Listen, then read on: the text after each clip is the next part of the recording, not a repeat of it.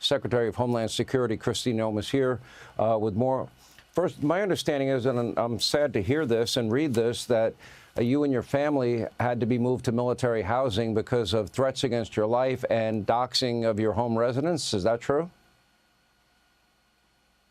Temporarily, I still pay rent at an apartment in Navy Yard, but had to leave there because the media put my address, my apartment, the logistics where the windows were, and details out to the public, and the threats were so much that temporarily I had to stay somewhere else. So again, the Washington Post just this week did it again, and that's really the carelessness and the thoughtlessness and the heartlessness that the media operates in right now. So we're living in times where and the socialists and Hakeem Jeffries are supporting criminals and illegals and prioritizing them over Americans. And I'll continue to get up every day and fight for President Trump's policies because they put Americans first and our safety first. And this tragic accident that happened in Florida is just another example of the destruction of Joe Biden's policies and Governor Newsom's policies. And we've lost 3 precious lives that we'll never going to be able to get back. I'm trying to understand, and maybe you can tell me, or maybe you've come up with some rationale for this. I don't for the life of me understand why Democrats keep putting the so-called rights of the illegals like the Abrego Garcias of the world over the safety and security of the American people and law and order. Why didn't they stand for the family of Laken Riley and Jocelyn Nungary? Why do they side with the Abrego Garcias? Why did they lie to us about the border being closed and secure for 4 years? Why were they complicit?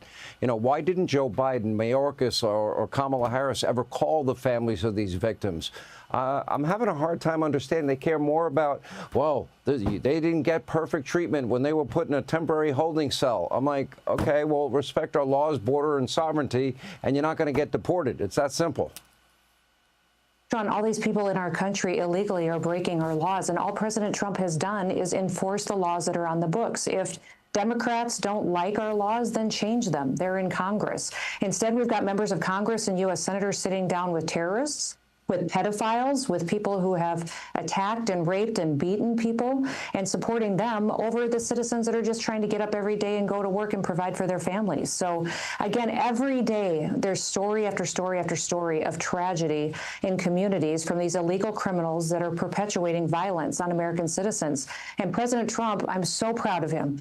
He has gone after and deported over 360,000 people that were breaking our laws. 70% of them have been charged and convicted with crimes and need to be held accountable for them, and we're returning them back to their countries. And he's standing up for what it is, and it's so incredibly important that we keep the focus on the fact that these people that are leaving our country broke our laws when they came here, and they did so willingly and knowingly. Let me shift gears, if I may, Secretary Noem. And the president's crackdown on crime in D.C. is already paying a lot of dividends. If you look at officials, 68 suspects arrested on Saturday night alone. 15 illegal firearms were seized. Meanwhile, D.C. residents, they are reportedly already feeling safer because of the president's efforts to clean up crime in the city. Now red states are offering to help as well. West Virginia, Ohio, South Carolina, they're preparing to deploy hundreds of National Guardsmen to our nation's capital. So obviously, you know, if you don't defund, dismantle, and you actually punish criminals, it works, and people are safer, and we wouldn't have the distinction of the, you know, the highest homicide rate per 100,000 people of any capital in the world if we would enforce the laws. Yeah, Sean, you can already see and feel the difference in D.C. People are knowing that they can walk down the streets, they can run their errands, and they can do so in a more safe environment today than they could just a week ago. In fact, the statistics say that just robberies and those crimes are down 46% in the last week because of what President Trump has done to go after these criminals. So we've got a lot of different agencies that are out there working together. I'm so glad that there are states that are stepping up and being willing to activate National Guard troops to help as well. We've got ICE and CBP, we've got Secret Service, we've got all different kinds of DEA and the FBI and those folks from the DOJ that are committed to this effort. And they've really got the backs of the American people. I'm so proud of the work that we're doing. All right, Secretary Noem, appreciate you being with us. Hey, Sean Hannity here. Hey, click here to subscribe to Fox News YouTube page and catch our hottest interviews and most compelling analysis. You will not get it anywhere else.